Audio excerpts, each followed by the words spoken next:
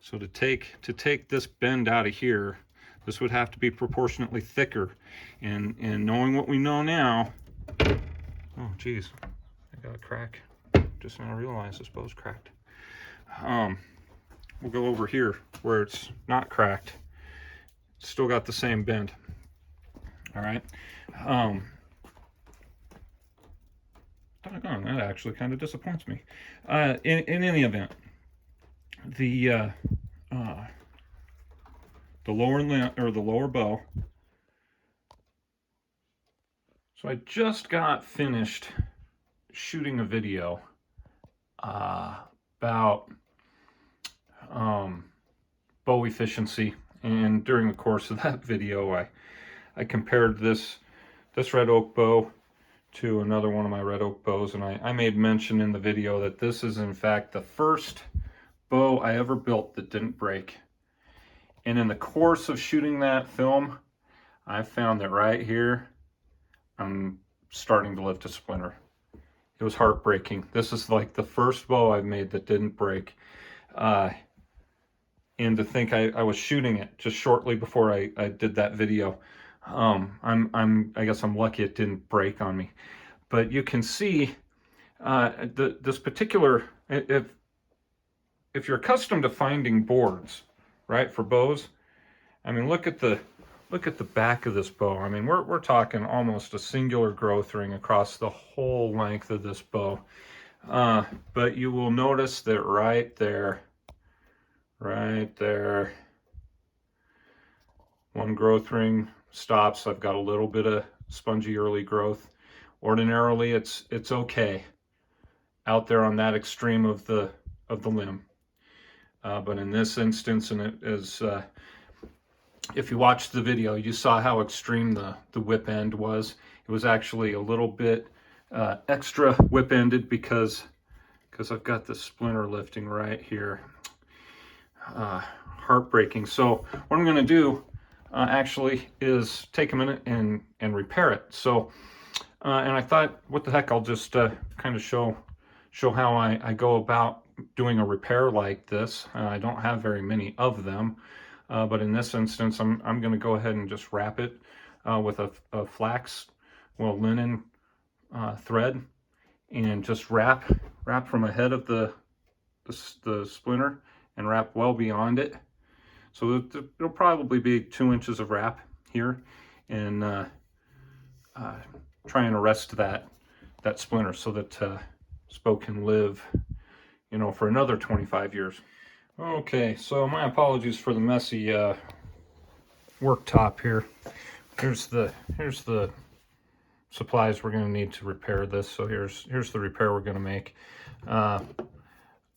Blue tape, my gosh, it's invaluable in anything that I do. You'll just see how I put that to use. Here's my thread right here. Some super glue to kind of glue down the threads, but truthfully, this is kind of the more valuable one right here. Actually, like a clear nail acrylic that I use. I'll use that in making bows or not bows, but arrows. Any of my linen wraps or any of that stuff. This is what I finish it with. Nice waterproof. It soaks right in. Great stuff. So anyway, here we go. I'm going to start by basically taping off the area that I'm going to be wrapping. And when we wrap, we want to wrap from the narrow end to the wider end, because each successive wrap should wrap down tighter to the next. If you're going down in thickness here, each successive wrap is going to try and loosen up to the next one and slide down the length of your limb here. You want to start at the smallest section so that each wrap, as each wrap succeeds the next, you can pull it down really tight and it's going to snug itself back to the preceding wrap instead of trying to run away from the next wrap, etc. All right, so okay, so you can see the first few courses of wraps coming across here, and I'm going to be wrapping between the two pieces of blue tape. The piece in the middle here, it's just holding down the tag end of the thread. So I'm I'm wrapping over that length of thread, and as we near maybe the halfway mark or a little beyond that, we'll let that tag end kind of come out from the wrapping. So this is going to look a lot like serving your bowstring. But yeah, so here we go. Just as a kind of aside, the tape holder, if you wanted to drop your thread into the tape holder, you can just yank on the thread as you need it, and it won't run away from you. It just kind of unfurls right there in the inside, you know, your makeshift tube right there, I guess. But this is kind of where we're at right now. I'm just going to keep on wrapping down. There we go. You can see that I've got my free tag end here. We started wrapping below it, and got a piece of blue tape here just to kind of hold things in place.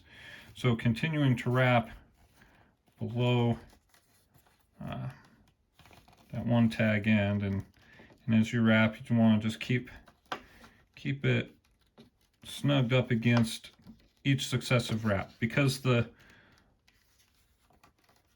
don't want to wrap down low and then shove and put it up, because we're dealing with or get a lot of wraps. Let's say if you got a lot of wraps coiling up here, it's a thinner trip around the limb, and I think I kind of addressed that earlier. But each successive wrap needs to be tied up against the neck of the last, or the wrap of the last. Now as we start approaching about the halfway mark, maybe a little closer, all right, we are going to get another piece of our thread. And truthfully, guys, this is something I left out at the very beginning, but you want to have a length of thread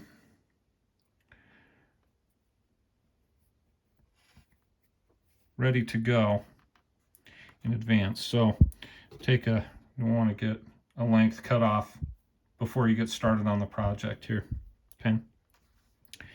And more is always better in this scenario. Always have a little extra just in case. So I'm just going to wrap that so that it's out of my way. All right, and so we're going to position this length here, and in order to keep everything out of the way, again, I love to employ blue tape in these scenarios, and I'm going to tape this way up at the top here, and then I'm going to tape this one way down at the bottom.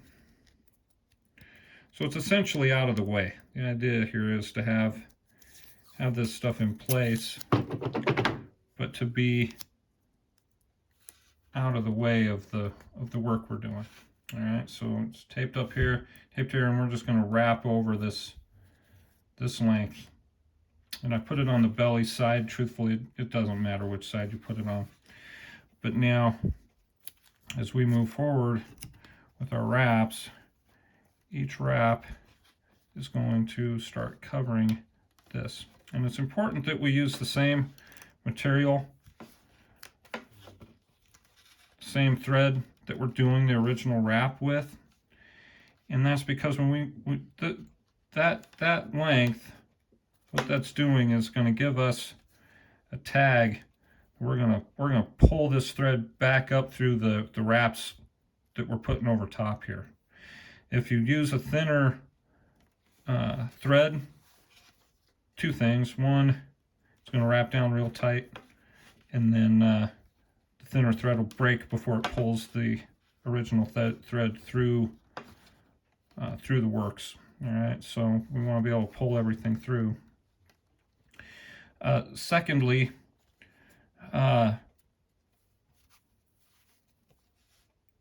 if you do something too thick, it'll loosen the wraps, right? The wraps won't be as tight down against the bow as it could be. So this is kind of the best of both worlds. It's thin enough that I'm going to get tight wraps, but thick enough that it's not going to break as it's pulling through. Now I'm going to take a quick second, kind of wrap this off here. I'm going to loosen this up again, and I'm going to use some bowstring wax and just wax this. just a little bit of wax here. And what that's going to do at the end of all this, when it comes time to pull it through, it's just going to smooth the way for us, right? So it's just going to kind of lubricate it as it comes through those wraps. All right, this is a horrifically tedious process. I'm telling you, my fingers already hurt. I've not actually ever done this specific process on a bow. Full disclosure, I had run off. I actually hadn't cut this length of string in advance. I forgot to do this.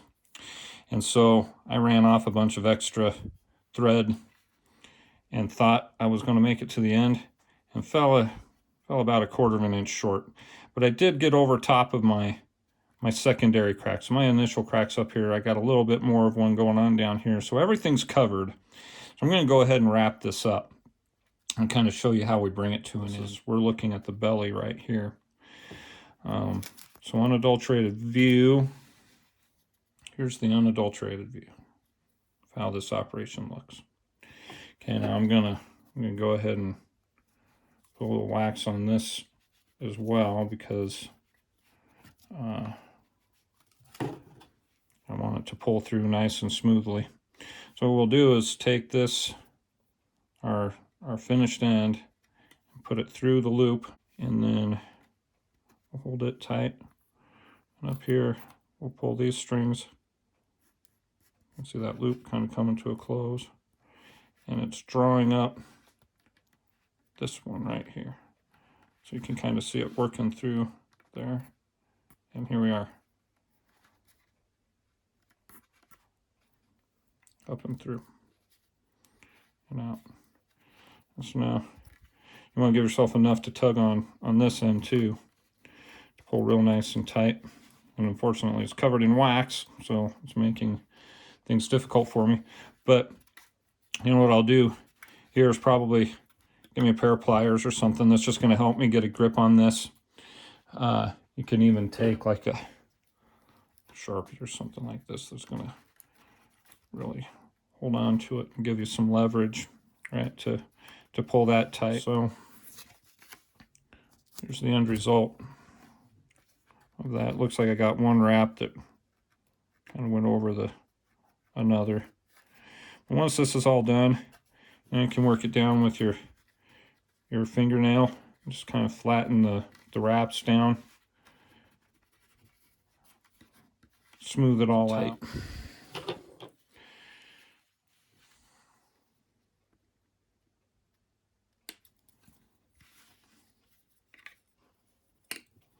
I'll be real careful here not to cut anything other than the tag end of the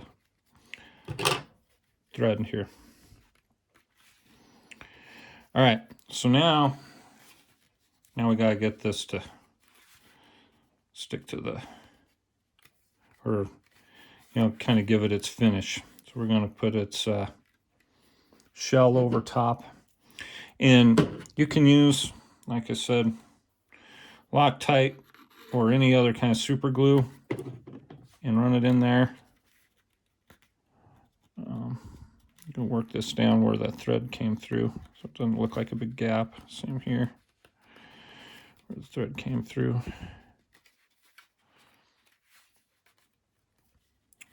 All right.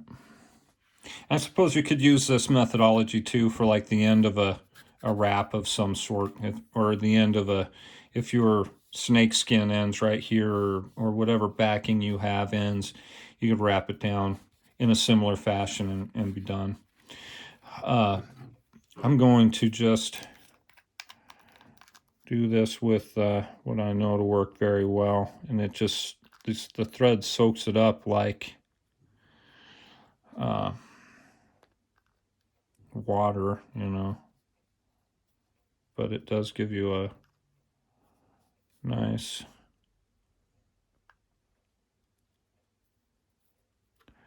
solid finish is what we're getting here. So this is going to just bring all of your individual wraps together like one solid piece to the bow. Okay, so do not use sparingly.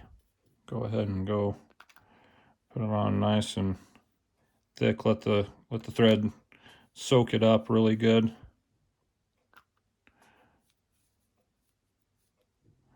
So this is an acrylic nail hardener is what it is. Like top coat for painted nails or something. Which works incredibly well. While also attempting to get me just slightly high.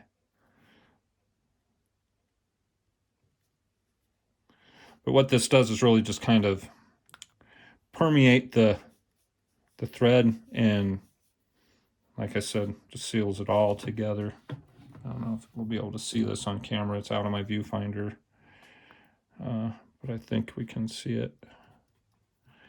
All right, so there you go. I mean, this is pretty much the end of the work part.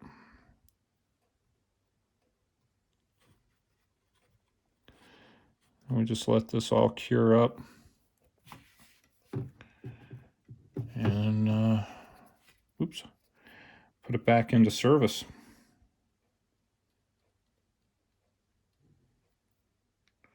From here.